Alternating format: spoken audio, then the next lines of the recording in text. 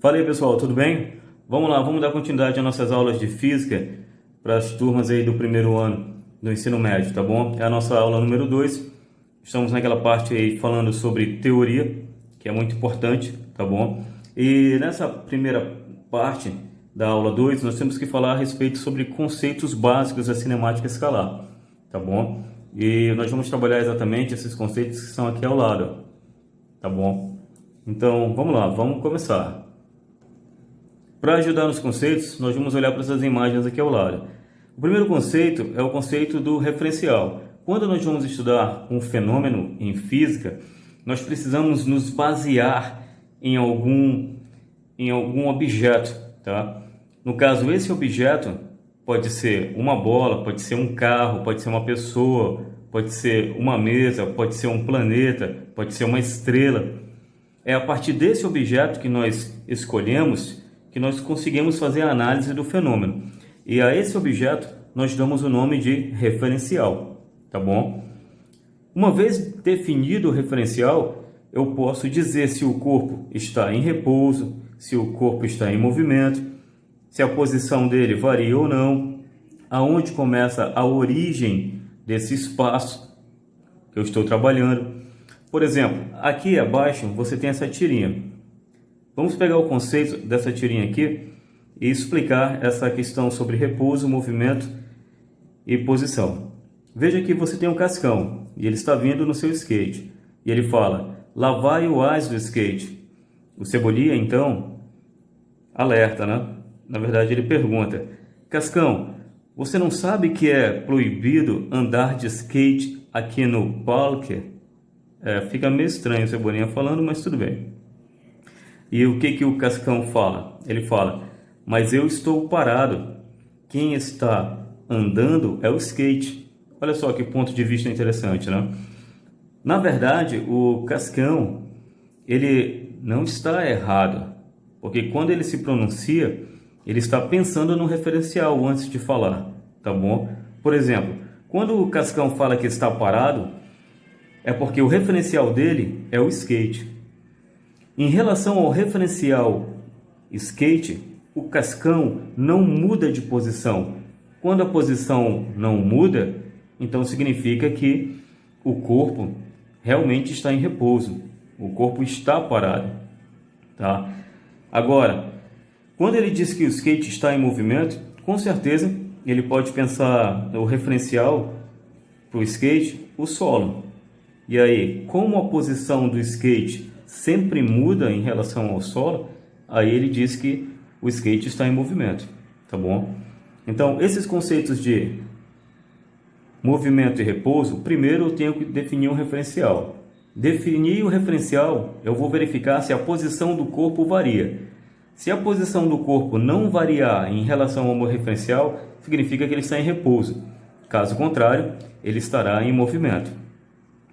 Agora, quando um corpo se movimenta, ele pode se movimentar numa linha reta, ele pode se movimentar formando uma linha já curvilínea, né, curvada, ou ele pode ter uma forma de espiral. Então, na verdade, a trajetória ela pode ter várias formas. Se você for procurar em alguma literatura, você vai ver que a trajetória é o conjunto das posições sucessivas de um corpo durante o seu deslocamento. Mas você tem que ficar esperto porque a trajetória também depende do referencial.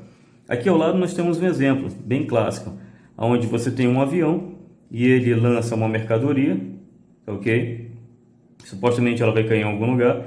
E aí o que acontece? Perceba que para o cara que está dentro do avião, o piloto ou qualquer pessoa que esteja aqui dentro, ele vai visualizar a caixa caindo numa trajetória retilínea. Já a pessoa que está na Terra, ele verá a caixa com uma trajetória curvilínea. Nesse caso, os dois estão corretos. Mas por que podem ser vistos dois tipos de trajetórias? Porque eles adotaram referenciais diferentes. Um está no avião e o outro está na Terra. Tá bom? Dando continuidade, vamos agora falar um pouco sobre ponto material e corpo extenso. E para isso nós vamos usar esse exemplo bem aqui que nós temos, tá bom? E no caso, eu quero que você entenda que bem aqui eu tenho um pequeno mapa e aqui eu tenho uma rota de trem, aqui nessa região da Europa, né? Então o que acontece? Imagina que o meu objetivo nesse exercício é exatamente esse: sair daqui do ponto A, realizar essa viagem e chegar aqui no ponto B. E eu vou de trem, tá? Veja, para o meu fenômeno, para o meu estudo, o que eu quero realizar é apenas a viagem do ponto A, daqui ó, da largada, e ir para o ponto B, chegar aqui, né, no fim, tá bom? Então, o que acontece? Acontece que para eu fazer essa viagem, não me interessa o tamanho do trem. O trem pode ser um trem pequeno, um trem grande, um trem médio, não importa. A única coisa que eu estou preocupado é ele sair daqui do ponto A e chegar até o ponto B. Quando você está fazendo esse tipo de estudo, no qual a dimensão do móvel, do objeto que você está estudando, não importa para o exercício, eu considero esse objeto como uma partícula, como um ponto material. Tudo bem? Então é isso que eu quero que você entenda.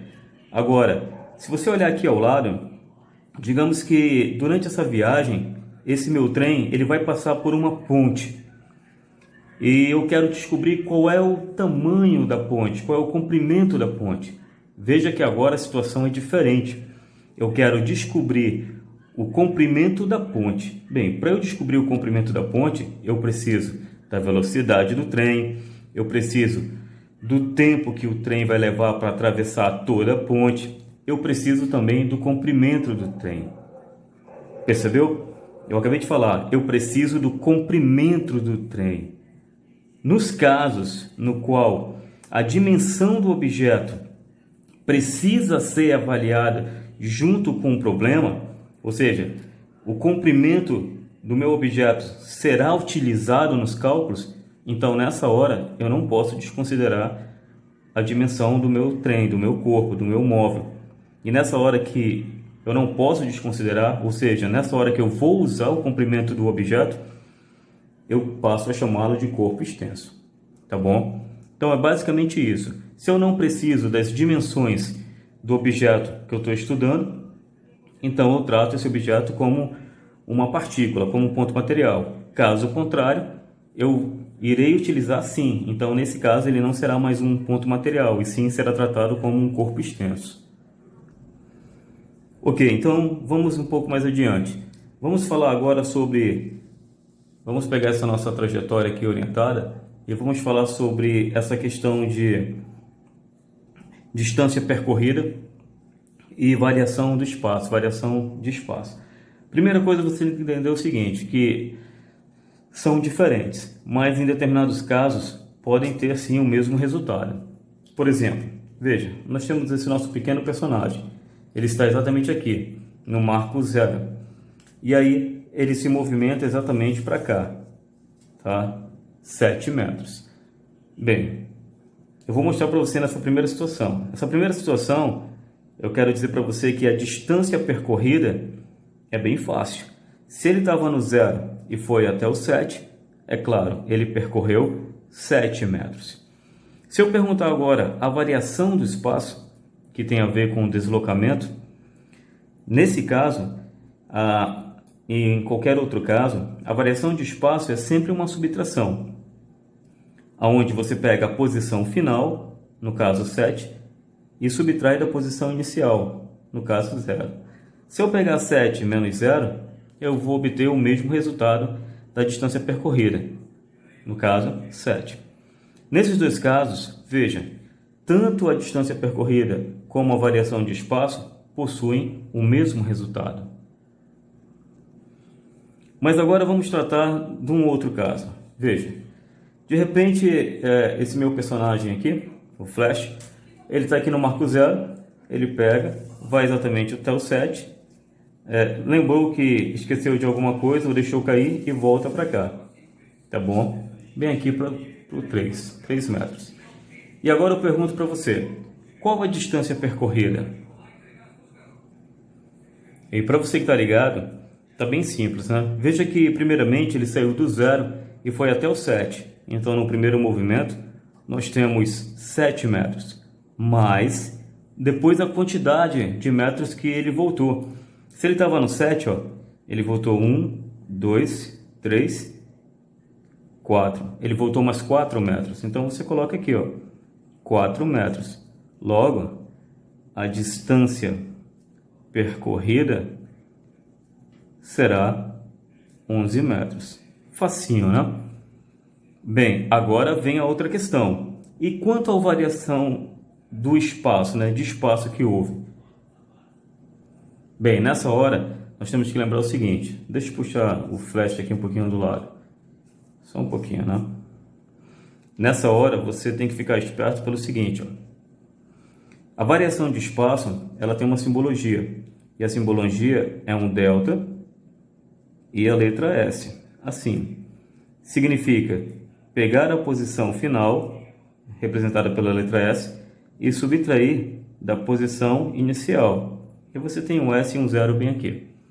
Então vamos lá. Veja, aonde o flash parou? Parou bem aqui no 3, ó. Tá? Ele parou bem aqui no 3. Então a posição final é 3. Eu vou escrever aqui, ó, 3 metros, menos a posição inicial, que é exatamente de onde ele partiu. Ele partiu daqui do 0. Então eu vou colocar 0 aqui para você. Bem, é bem facinho, né? Se eu pegar 3 e subtrair de nada, é claro que eu terei apenas o valor 3 metros. Percebeu a diferença nesse caso? Ok, pessoal, vamos para o nosso próximo tópico. O nosso próximo tópico agora vem falar sobre velocidade escalar média e, na sequência, velocidade escalar instantânea. Nós temos bem aqui, na primeira parte, falando sobre a instantânea, tá bom? Eu vou me preocupar mais em dar para você o conceito da instantânea, porque, na verdade, praticamente não usamos a velocidade instantânea, tá bom? Então, vamos lá. Veja, se você olhar aqui a expressão da velocidade escalar instantânea, você percebe que desse lado aqui você tem que fazer uma divisão, tá vendo? Você pega a variação do espaço e divide pela variação do tempo. Só que você tem bem aqui, ó, um limite. Você vai aprender isso no terceiro ano em matemática. Isso significa que para encontrar essa velocidade escalar instantânea, esse delta zero, essa variação do tempo, ela tende a zero. O que isso significa? Significa que você está medindo uma velocidade numa variação de tempo muito pequena, de forma instantânea, exata. Aconteceu exatamente naquele momento que você conseguiu quantizar. Por exemplo, você tem aqui um velocímetro, e se o móvel está parado, ele marca naturalmente 0 km por hora. Mas a partir do momento que começa a variar a posição do automóvel, o que acontece? Você vai ter um movimento aqui, ó, dessa forma, no velocímetro. Ou seja, vai aumentando a velocidade gradativamente e passando o tempo também. Perceba que quando o velocímetro saiu do marco zero e foi para o próximo marco que você está vendo aí, próxima velocidade, ele levou um tempo. Mas para cada tempo que se passou, ele tinha uma velocidade específica. Por exemplo, se eu pudesse contar o tempo, eu estou bem aqui em 0, e aí ele começa a se movimentar. 1 segundo, 2 segundos, 3 segundos. Se eu perguntasse para você exatamente qual o valor da velocidade agora em 3 segundos, esse valor exato que eu determinei será a minha velocidade o quê? Instantânea. É a velocidade naquele momento, tá bom? Então é isso que você tem que ter em mente em relação à velocidade instantânea. Agora, falando da velocidade escalar média, nós não vamos nos preocupar com a aplicação de limite, né? Porque a velocidade escalar média, entenda também que na verdade é uma média que você está tirando da velocidade durante todo o percurso, tá bom? De repente o móvel pode ter se deslocado de um local para o outro, ter feito uma paradinha, então ele calcula a média. A média não significa que ele permaneceu com essa velocidade durante todo o percurso, tá bom? Já está dizendo, é uma média, tá? Então fica atento para isso. E nessa média, ele apenas faz a divisão. para você, ó. Você pega a variação do espaço e vai dividir pela variação do tempo. Quando você encontrar o valor, você tem que ficar bastante esperto, porque se o exercício pedir para você dar a resposta no SI, esse SI para a gente significa Sistema Internacional de Unidades, você tem que lembrar que a velocidade sempre no SI é dada em metros por segundo. Então é muito comum, às vezes, você estar trabalhando em quilômetros por hora. Você encontrou o resultado em quilômetros por hora, mas aí como ele pediu no SI, você vai ter que transformar para metros por segundo. Então o que você faz? Você pega o resultado que você tem em quilômetros por hora e divide por 3,6. E aí você vai encontrar a resposta em metros por segundo. Caso contrário, tá? Se de repente ele não citar isso para você e você encontrou a resposta em metros por segundo, mas ele quer em quilômetros por hora, então em vez de dividir, você irá multiplicar, tá bom? Então vamos para um exemplo, né? Um exemplo bem prático para calcular essa velocidade média. Veja, vamos pegar novamente nosso personagem aqui, tá bom? Ele está exatamente aqui, na posição inicial 0, tá? E ele de repente se desloca, vai até aqui o 7 e naturalmente depois ele vai voltar, tá bom? Vai voltar para cá. Bem aqui eu vou parar no 4. E de repente, digamos que ele demorou 2 segundos para fazer todo esse percurso. E você deve calcular agora a velocidade média dessa questão. Bem, nesse caso, nós faremos bem assim. Velocidade média é igual à variação de espaço dividido pela variação de tempo. Como eu falei para você, sempre quando nós temos essa variação, esse delta, significa uma subtração. Então, o que nós faremos? Nós colocaremos assim, posição final menos posição inicial, e o tempo também não será diferente. Você tem o tempo final menos o tempo inicial. Então vamos lá, aonde foi que o flecha parou? Ele parou bem aqui, ó, na posição final, que é o número 4, tá? Então eu vou escrever aqui para você, ó, 4, tá bom? Menos a posição inicial. A posição inicial foi de onde ele partiu. Ele partiu daqui do 0. Então eu vou colocar o 0 bem aqui. Ambos os valores estão em metros, tá bom? E todo o percurso que ele fez, eu comentei com você que ele demorou 2 segundos. Bem, para você, com certeza, isso tá bem facinho, né? A gente não precisa perder muito tempo. Se você subtrair, vai dar 4, repete o 2, faz a divisão. 4 dividido por 2, a metade de 2, se ainda não mudou, é 2. Então eu tenho 2 metros por segundo. Então, viu como é simples? Você trabalha dessa forma, tá bom? Para calcular a velocidade escalar média de um corpo. Perceba aonde foi que ele parou e de onde foi que ele partiu, tá? E também coloque o tempo. Faça a divisão e encontre o resultado. Aqui foi dado em metros por segundo. Se eu quisesse passar para quilômetros por hora, de metros por segundo para quilômetros por hora, eu multiplico por 3,6. Tá ok? Agora vamos continuar aqui e vamos lembrar uma coisinha. Essa parte que eu estou falando para você tem a ver com conversão, tá? Que está bem aqui. Agora eu preciso entender o que é um movimento progressivo e o que é um movimento retrógrado. Isso é bem simples. Veja, quando você tem exatamente uma trajetória orientada, tá? E quando você tem o objeto, um móvel, o corpo, se deslocando no sentido da trajetória, ou seja, no sentido que está aumentando o espaço, então eu chamo isso de movimento progressivo. O que você tem que lembrar é que no movimento progressivo, sempre a velocidade será positiva, tá bom? Agora, quando você tem uma situação, no caso, que o objeto que você está estudando, ele está se deslocando no sentido contrário da trajetória, bem, nessa hora você percebe que o espaço aqui, ó, ele vai diminuindo, né? Então, nessa hora, você tem um movimento retrógrado. E eu quero que você lembre que em movimento retrógrado, a velocidade sempre será negativa, tá bom? Então é isso, pessoal. Você chegou mais ao final dessa aula, parabéns. tá? Você está se dedicando muito bem. Procure exercícios um pouquinho mais fáceis. É claro que você tem essas aulas, são as aulas teóricas. Nós teremos umas outras aulas aí de mais exercícios, resolução de exercícios, mas vai ficar exatamente para outra parte, tá? É isso aí, parabéns e até a próxima.